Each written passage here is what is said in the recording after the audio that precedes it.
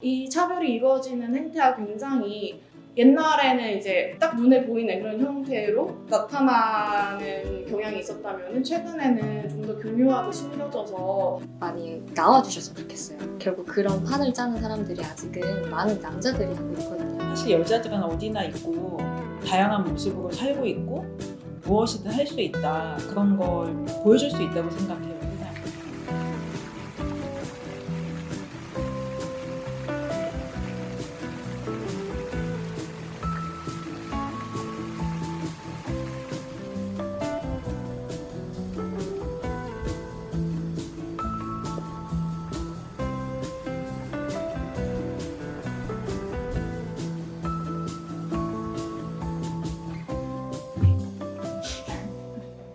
안녕하세요. 저는 활동가 리아입니다. 안녕하세요. 반갑습니다. 안녕하세요.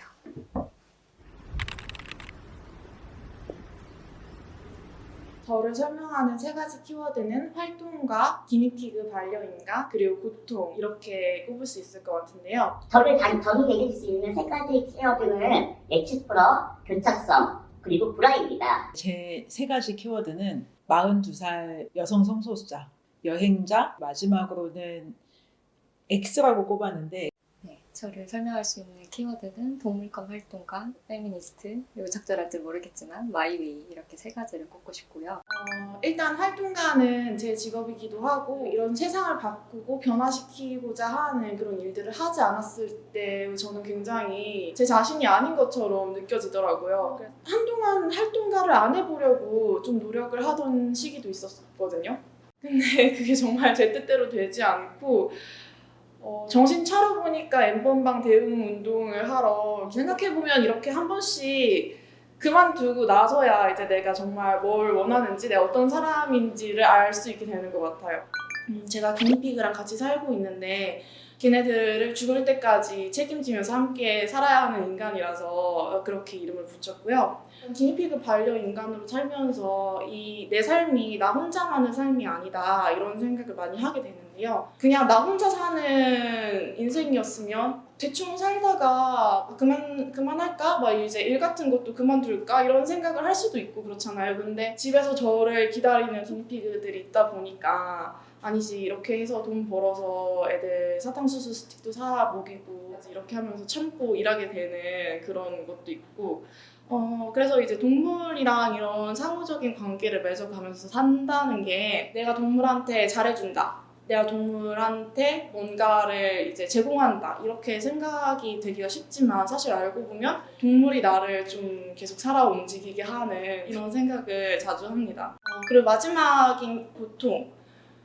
그거는 왜 이제 고통을 선택을 했냐면 되게 살면서 가장 많이 느끼게 되는 감정이 고통인 것 같고요. 약간 이게 말로 설명하기가 정말 어려운데 길 가다가 새로 꾸민 그런 음식점 같은 것들을 봤을 때 코로나 때문에 장사 잘 안 되고 손님이 아무도 없고 사장님이 굉장히 쓸쓸하게 계속 테이블을 잡고 있는데 장사가 잘 됐으면 좋겠는데 동시에 또 거기가 고깃집일 때 그 사장님은 어떤 중년이 넘어간 남성으로서 내가 활동하는 디지털 성폭력이나 뭐 이런 필드에 대해서 굉장히 무결하지만은 않을 그런 어떤 복합성을 가진 그런 인간으로 보일 때 인상 비평이긴 하지만 어떤 삶들에 대해서 생각할 때마다 너무 많은 것들이 그 사람의 맥락에 놓여져 있어서 고통스럽다라고 함축돼서 저한테는 다가오게 되는 것 같아요. 저는 골형성 부전증이라는 작은 충격에도 뼈가 쉽게 골절되는 장애를 가진 여성입니다. 언제 뼈가 골절될지 모르기 때문에 내일을 예측하기 어려운데요. 이렇게 예측 불허의 삶은 저의 장애 특성이기도 하지만 현대 사회가 요구되는 계획되고 질서 정연한 정상적인 삶이란 무엇인가에 대해서 근본적인 질문을 하게 만든다고 생각합니다. 또한 장애 여성이라는 정체성은 장애인 또는 여성이라는 어느 하나만의 정체성으로 설명되어지기는 어렵습니다. 그래서 장애 여성의 어떤 차별을 이야기할 때 흔히들 이중차별 여성이라는 표현을 많이 쓰는데요. 하지만 장애 여성이 경험하는 사회적 차별이 장애 또는 여성이기 때문에 라고만 하기에도 설명이 충분하지 않습니다. 장애와 여성이라는 사회적 문제가 교차하면서 장애 여성은 장애 여성만의 차별의 문제들을 경험을 하게 되고요. 그것은 이중차별이 아닌 복합차별을 경험하게 만듭니다. 그래서 장애 여성이 경험하는 차별의 문제를 장애 여성의 관점에서 접근하고 풀어가기 위해서는 독자적인 장애 여성 운동이 꼭 필요합니다. 장애 여성은 애당초 이 사회가 요구하는 정성성에 순응하지 않고 불화하는 존재라고 생각을 하는데요. 이 시대가 요구하는 불화하는 존재들은 누구인지, 이들과 연대가 왜 중요한지에 대해서 존재로 알게 해준다고 생각합니다.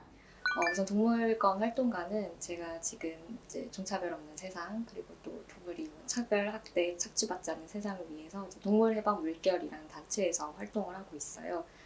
그래서 그 목표들을 이뤄나가기 위해서 지금 단체는 어떤 일을 해야 하는지, 또 저 개인은 어떤 일을 해야 되는지 고민을 하고 있고요. 페미니스트 같은 경우는 너무 자연스럽고 당연하게 된 것 같아요. 제가 뭐 여성이기 때문에 더 그런 걸 수도 있겠지만 뭐 경험이나 그런 것들이 좀 있기 때문에 그래서 자연스럽게 페미니스트가 된 것 같고, 지금도 어떤 이슈에 대해서 항상 관심 갖고 있고 연대하려고 하고, 여성들과. 마지막은 좀 적절한지 모르겠는데 그냥 제 지금까지 뭐 얼마 되진 않았지만 쭉 살펴봤을 때 제가 하려고 했던 거를 계속 쭉 미뤄왔었던 게 있었던 것 같아요. 그래서 이제 대학교 들어와서도 저는 이제 시민사회계에서 운동을 하고 싶다라고 생각을 하고, 심지어 대학교 때 어떤 과제를 하면서 뭐 동물 단체를 만들어야겠다 생각을 했는데 어느새 제가 활동을 하고 있더라고요. 그래서 저를 설명할 수 있는 키워드는 이렇게 크게 3가지인 것 같습니다. 사실 이제 42살과 여성 성소수자 사이에서 뭘 꼽을까 엄청 고민을 많이 했는데 이게 따로 떼어놓고 생각할 수 있는 건 아니더라고요. 제 생각에서는.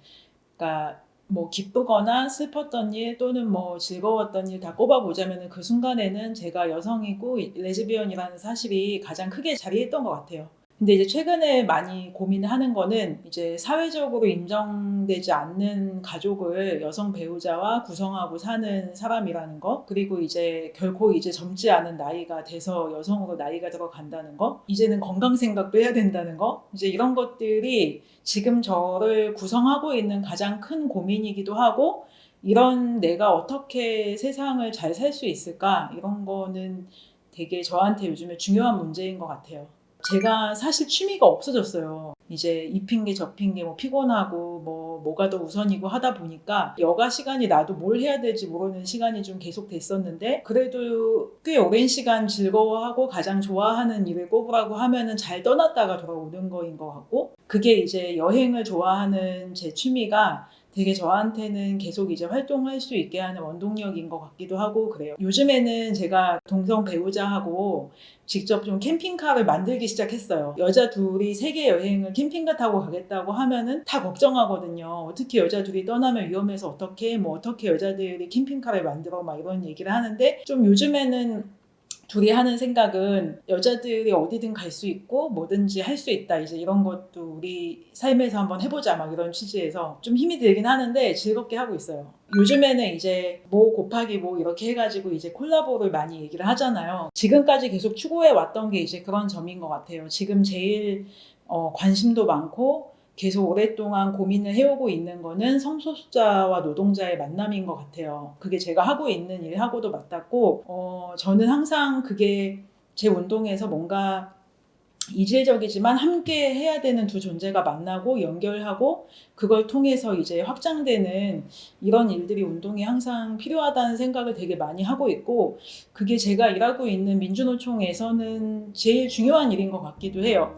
이 노동조합 안에서 노동자로 있는 되게 다양한 노동자들이 눈에 보이고 참여할 수 있게 하는 게, 그걸 하려면 우리는 언제나 좀 만나야 된다는, 콜라보 해야 된다는 생각을 가져야 되는 게 아닐까.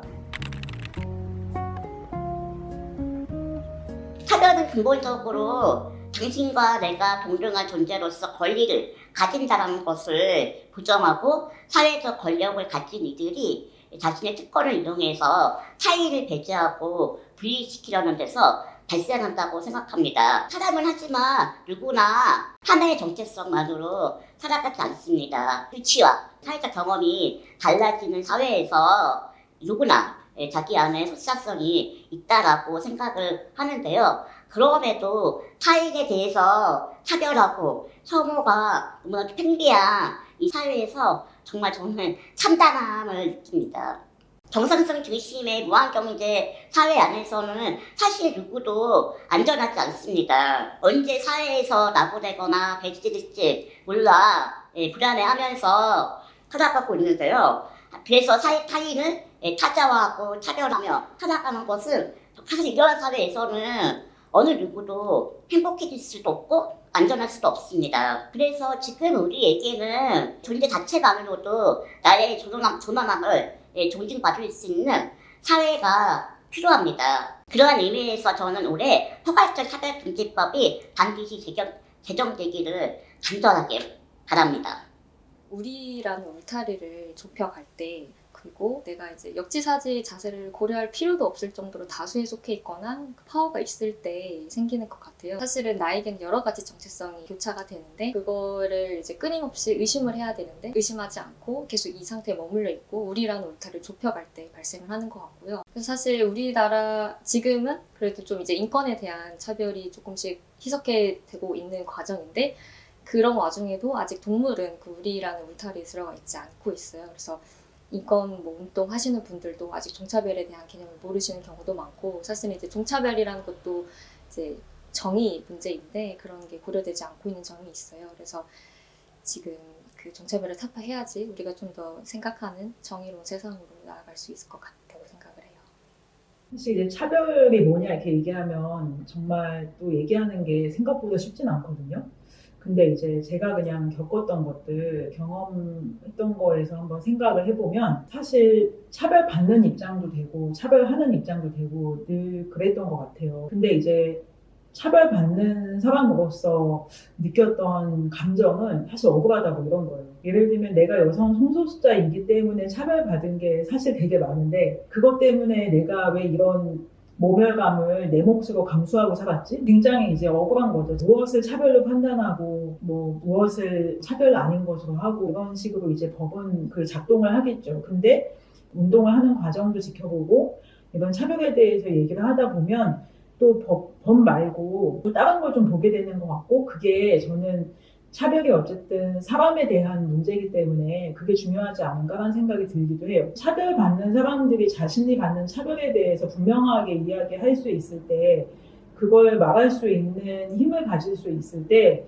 사실 차별이라고 하는 게 세상에 드러나고 이야기가 되는 것 같아요. 그래서 저는 오히려 차별이라고 하는 거는 무엇이 차별인가 이야기 하는 것보다도 내가 받는 차별을 누가 그걸 정의하고 이야기할 수 있는가 그거에 대한 그 고민을 그리고 생각을 더 많이 하는 것 같아요. 서로 간의 차이가 있잖아요. 그런 차이점에 위계를 부여해서 근데 그 위계가 이 사회를 어떤 구조화하는 이 사회를 어떤 만드는 가부장제와 어떤 자본주의 기준에 따라서 그 위계가 부여되면서 무엇이 힘 있는 것인지 무엇이 가치 있는 것인지 다 배열이 되고요. 그 배열된 순서에 따라서 힘없고 가치 없는 것들, 무가치하다고 여겨지는 그런 것들에게 불이익을 주는 것. 그리고 심지어 어떤 상황에서는 그것들이 좀 죽어도 괜찮다라고 여겨지는 그런 것들이 차별이라고 생각하고요. 이 차별이 이루어지는 행태가 굉장히 옛날에는 이제 딱 눈에 보이는 그런 형태로 나타나는 경향이 있었다면 최근에는 좀 더 교묘하게 숨겨져서 우리가 이 위계 속에서 벗어나기 어렵도록 정해진 위치에서 벗어나기 어렵도록 하는 힘으로 되게 교묘하게 잘 작용을 하고 있구나라는 생각을 해요. 제가 이제 인간종이니까 종차별을 겪은 적은 없고요. 제가 여성이기 때문에 겪었던 에피소드가 하나 있는데 이제 단체를 설립하고 나서 이제 1년 뒤에 서울시의 비영리 민간단체로 등록을 할 수가 있어요. 그래서 등록을 신청을 하고 이제 등록증을 받으러 이제 서울시에 갔는데 이제 담당 주무관이 있어요. 그래서 그분이랑 뭐 단체 소개도 하고 우리가 어떤 일 하는지 활동 소개도 하고 있는 와중에 갑자기 대뜸 저한테 혹시 결혼하셨나? 이렇게 여쭤보시는 거예요. 그래서 당시에는 좀 황당하고 그랬는데 사실 그 상황을 그냥 대충 아니요 하고 얼버무리고 이제 지나갔던 경험이 있어요. 근데 이제 곱씹어 볼수록 이게 내가 여자라서 일적으로 처음 만난 사이인데 내가 여자기 때문에 또 이렇게 외모적으로 이제 젊은 여자라고 그분이 판단을 하셨기 때문에 제가 그 질문을 받은 게 아니었나. 사실 되게 여러 가지 순간들이 막 있는데 제가 살면서 내 인생 중 가장 충격적인 순간이기도 했고 어려웠던 시간이 한 10여 년 전쯤에 그 애인 관계에 있던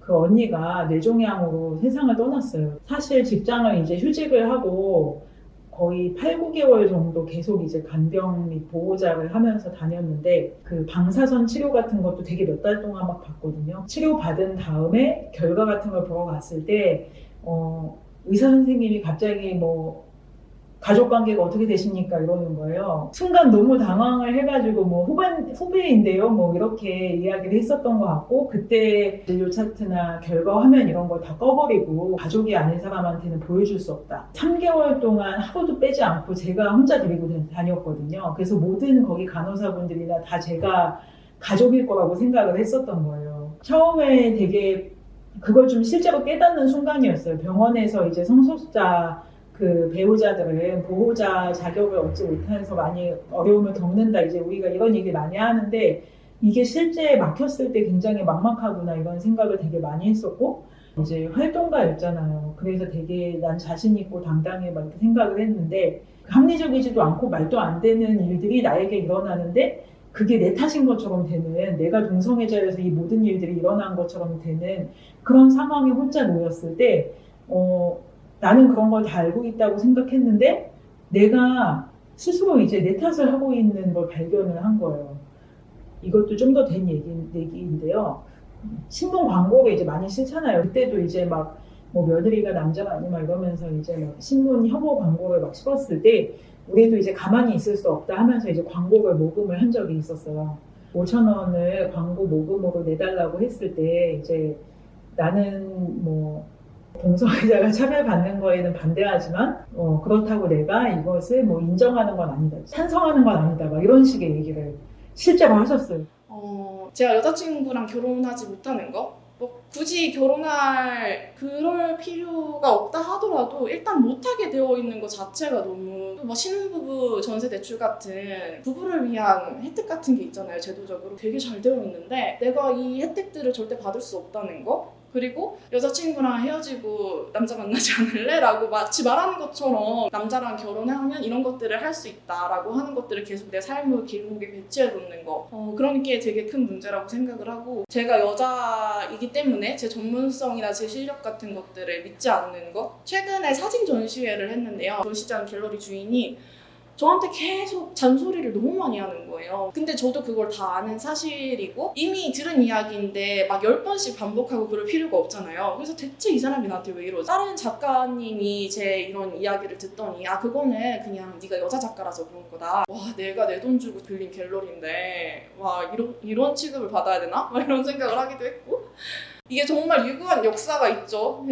한 여성의 삶에서. 제가 대학 다닐 때 그 문화 동아리 부장이었었는데 사람들이 다 이제 글을 들고 오면은 어떤 그 학평을 정리해주고 첨삭해주고 막 그런 일들을 제가 했어요. 근데 한 남자 후배가 굉장히 제 그런 첨삭이나 어떤 피드백 같은 거에 저항하는 그런 모습을 보이면서 근데 또 논리적으로 반박을 할 수가 없으니까 그거는 누나가 여자라서 그렇게 생각하는 거예요. 이렇게 말하는. 어떻게 보면은 되게 소네풀이나 이런 사람들이 뭐 여자들 음악에서는 자국 냄새가 난다 막 이런 거랑 일맥상통화되어 있는 어떤 너는 여자이기 때문에 그렇게 생각하는 거고 결국에는 그냥 아무 근거도 없지만 내 말이 맞아 라고 하게 되는 그리고 이제 제가 생각하는 어떤 차별을 좀 넓게 잡아서 생각을 해본다면 강영수 부장판사가 손정우 미국 송환 불허 판결을 내렸는데도 계란 하나를 맞지 않고 아직까지도 일상생활을 잘 살고 있다.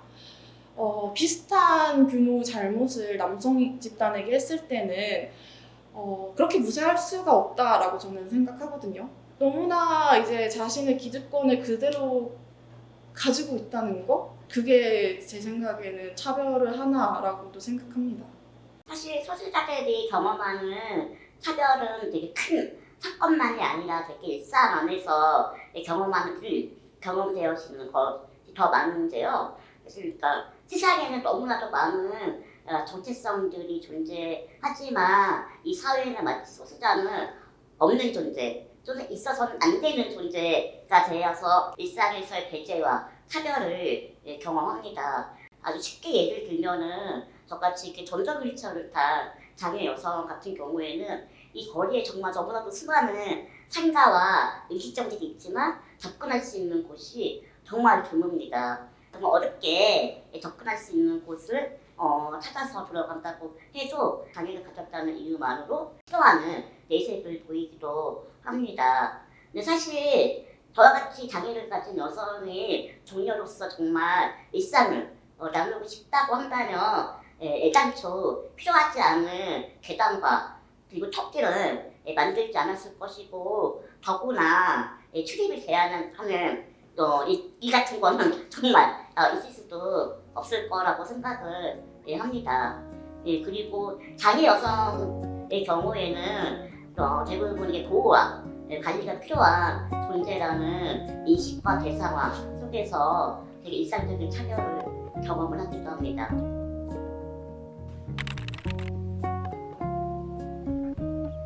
어쨌든 활동가로 사는 사람이니까 하다 보면 굉장히 감동적인 순간이 많은데도 그거를 채 느끼지 못한 채 그냥 막 지나갈 때가 있어요. 보지 못했을 뿐이지, 그리고 내가 느끼지 못했을 뿐이지 꾸준히 뭔가를 열심히 하는 사람이 굉장히 많거든요. 사실 그런 거를 발견했을 때 굉장히 큰 보람을 느껴요.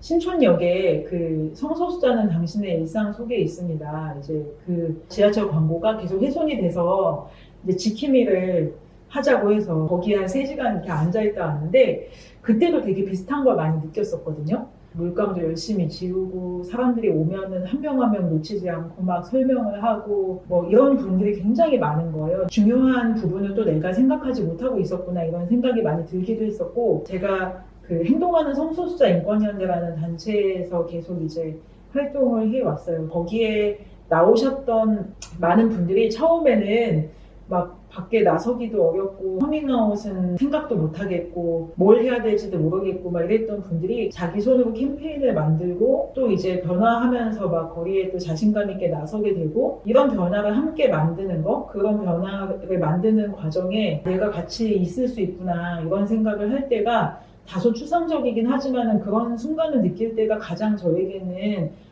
이걸 계속 해야겠다 이런 생각이 많이 들게 하는 부분이고 민주노총에서도 비슷해요. 제가 하는 사업들이 노동조합이 없는 노동자들, 배제된 노동자들 있잖아요. 이런 분들이 조금씩 이제 노동조합 운동을 통해서 자기 목소리를 내고 힘을 얻어갈 때 똑같은 걸 또 느끼기도 하고 되게 여러 가지가 있는데 가장 첫 번째로 생각나는 건 제도를 바꿨을 때 제도나 어떤 정책 같은 것들을 만들었을 때 2018년도 말에 성폭력 처벌법에서 그 카메라 등 이용 촬영죄 14조 개정을 했던 거. 그 전까지는 다른 사람의 신체를 촬영해야 한다라는 조항이 있어가지고 내가 스스로 찍어서 보낸 그런 영상 같은 것들이 유포됐을 때 좀 처벌하기가 애매한 부분이 있었거든요. 이게 정말 그냥 말을 했을 때 별거 아닌 것 같이 보여도 가해자가 그런 행동들이 더는 안 된다라고 법의 이름으로 선언이 되게 되는 그런 사건이잖아요. 저는 그런 날이 있으면 그렇게 뭔가 되게 큰 변화가 생긴 날에는 그 날에 새로 태어난 사람들 생각을 하게 되는 것 같아요. 이제 그 사람들한테는 정말 사소해 보이지만 완전히 다른 세상이 왔다라고 생각이 되고 그게 너무너무 기쁘고 보람이 되고요. 활동하면서 봤던 피해 경험자분들, 개개인들의 변화가 보일 때 아예 단체 활동을 그만두고 쉬고 있을 때 저한테 온 연락이 있어요. 내가 그때는 되게 힘들었었는데 도와주셔서 감사하고 지금 되게 행복하게 잘 살고 있다라고 하면서 그 본인이 계신 곳에 하늘 사진을 찍어서 보내주셨더라고요. 그 사진을 생각할 때마다 너무 말로 설명하기 어려운 복잡한 그런 감정이 드는 것 같아요. 사실 그런 순간은 되게 많은데 그래도 한 가지만 뽑는다고 한다면 소수자 관점에서 이 사회의 문제가 무엇인지를 그것도 바꿔나가고자 하는 동료들과 만나서 서로의 경험을 나누고 우리는 어떻게 무엇을 제안할 것인가에 대해서 이야기 나누는 활동은 정말 그 순간에 저의 가슴을 되게 뛰게 만드는데요. 사실 받거나 혹은 서로 다른 경험을 나누는 것은 소수자의 문제에 대한 어떤 감각을 키우기도 하지만 우리가 나가야 할 운동은 무엇인가에 대한 방향성을 되게 잃지 않게 만들고 그리고 무엇보다도 동료가 존재한다는 사실을 확인하는 작업 자체가 어떤 활동을 하는 데 있어서 되게 중요한 동력이라고 생각을 합니다.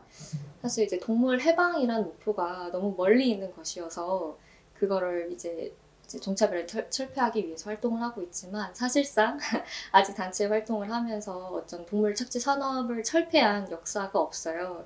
이제 그게 이루어진다면 이제 굉장히 큰 성취일 것 같은데 아직 그런 경험이 없기 때문에 이제 엄청 큰 보람이 그런 일적으로 느낀 것은 없고 어쨌든 저희가 활동을 해오면서 그래도 조금씩 분위기가 바뀌는 게 느껴지는 게 있어요. 그래서 3년 전만 하더라도 뭐 종차별이나 뭐 동물과 비거니즘 이런 거에 대해서 말하는 단체도 없었고 사람도 없었는데 지금은 굉장히 많은 분들이 다양하게 자기가 할 수 있는 것으로 이제 활동을 하고 계세요. 그래서 그런 활동, 움직임을 보면은 아 진짜 좀 많이 바뀌고 있구나. 그래도 우리가 했던 게 헛일은 아니었구나. 이제 이런 부분에서 이제 보람을 느끼고 있습니다. 그래서 그런 바뀌고 있는 분위기가 되게 긍정적으로 느껴지고 그런 부분에서 좀 서로 동기부여가 되고 에너지가 크게 되고 있는 것 같습니다.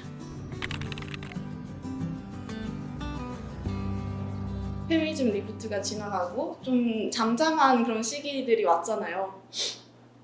그걸 받아들이기가 처음에는 되게 어려웠거든요, 저는. 지금 페미니스트가 새로 되신 분들도 되게 지칠 타이밍이라고 생각해요. N번방 문제도 지금 1년이나 끌고 있는데 얼마나 이제 화가 나요. 또 조주빈이 막 재판 과정에서 자기는 성착취물 브랜드화하려고 했다 막 이런 말 하는데 근데 사실 그거 우리가 다 아는 얘기잖아요. 소련의 시절부터 당연한 이야기였었는데 그걸 또 검사나 뭐 이 사회 각계각층의 힘을 가진 그런 사람들이 어떻게 이런 일이 있을 수 있느냐라고 하면서 깜짝 놀라서 막 이제 지금 알았다는 듯 지금 처음 알았다는 듯 반응하는 모습을 볼 때나 그럴 때 되게 좀 힘 빠지고 그럴 수 있다라고 생각을 해요. 반성폭력 관련된 그런 강의 같은 것도 다니는데 과거부터 이런 성폭력 사건들이 쭉 있었고 이게 매개되는 그런 기술이나 어떤 매체 같은 것만 달리해서 지금까지 이어져 오고 있는 것이다 라고 이야기를 했을 때 어떤 수강생분들은 그러면 이 성폭력이 전혀 안 끝난다는 거 아니냐라고 이야기를 하는데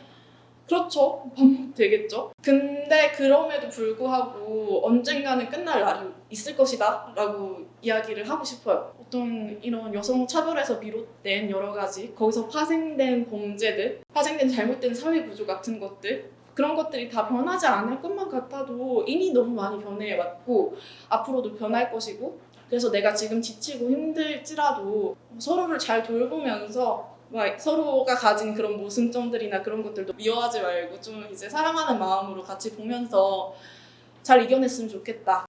다음에 또 이제 페미니즘 리부트가 일어나고 또 내가 처음 페미니스트가 됐다라고 하는 와 세상에 어떻게 이런 일이 있을 수 있냐라고 하는 그 사람들이 막 되고 나타났을 때 그 사람들이 또 외롭지 않게 남아있을 수 있는 우리가 됐으면 좋겠다. 화이팅!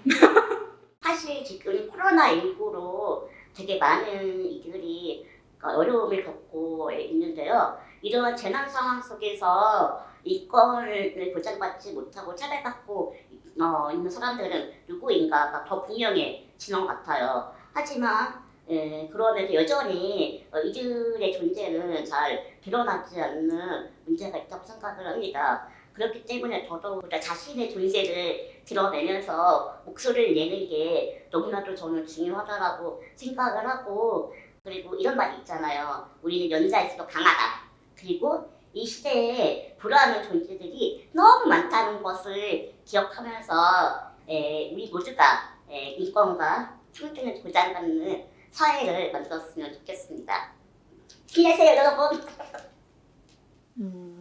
우선 크게 두 가지를 말씀드리고 싶은데 하나는 이렇게 제가 이제 계속 얘기하고 있던 이제 우리라는 울타리에 대해서 좀 더 생각을 하고 좀 정의로운 사회는 어떤 사회인지 그런 사회를 이제 스스로 만들어 나가야 되는 거잖아요. 그래서 그런 부분에 대해서 좀 더 신경을 쓰고 좀 많이 나와주셨으면 좋겠어요. 그리고 결국 그런 판을 짜는 사람들이 아직은 많은 남자들이 하고 있거든요. 그래서 많은 여성분들이 나와주셨으면 하는 그런 바람이 있고 자신을 좀 믿었으면 좋겠어요. 과거에 내가 이런 결정을 했다는 것을 지금도 저도 그래요. 사실은 지금 이 일을 하고 있는 게 내가 과연 잘한 선택인가 계속 고민이 드는데 그때 과거에 내가 내렸던 그런 결정들을 또 그때 나를 믿으면 지금 하는데 또 큰 도움이 되고 흔들림이 없는 것 같더라고요. 그래서 그런 부분을 꼭 말씀드리고 싶었습니다.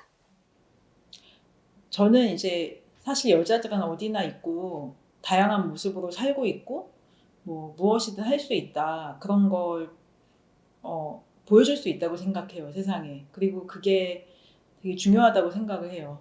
제가 노동조합에서 이제 여성 성소수자인 것을 알리고 뭔가 좀 기분 좋은 긴장감도 만들어내고 당황하게도 하고 또는 이제 잘 어울려서 사는 것도 그런 부분이라고 생각해요. 그걸 잘 알리고 싶어서 이런 여자도 있고 그리고 이런 사람도 당신과 함께하고 있어. 이런 걸 우리는 알릴 수 있다고 생각하고 그렇게 해야지만 저는 뭔가 연대할 수 있는 그리고 더 변화할 수 있는 단초도 마련될 수 있다고 생각을 하고요. 여성으로 산다라고 하는 게 봉사라고 생각해요. 우리가 움직이고 행동하고 변화시키고 더 나아가고 이렇게 할 수 있다는 거 지금 그 순간에 이제 움직이고 있다는 거 그걸 저는 우리가 보여줄 수 있다고 생각합니다.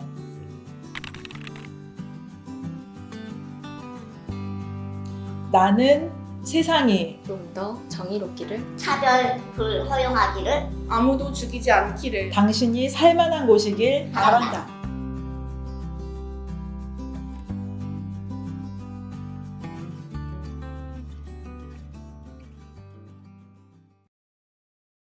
애들이 청소를 할 때마다 너무 좋아하면서 춤을 춰요. 막 점프하면서 춤추는 그런 게 있어요, 기니피그들이. 그러면 첫 번째 질문 드릴게요. 잠깐만 한 번만 읽어보고 할게. 아우 떨려. 여기까지 하고. 아 이렇게 하면 되는 거예요?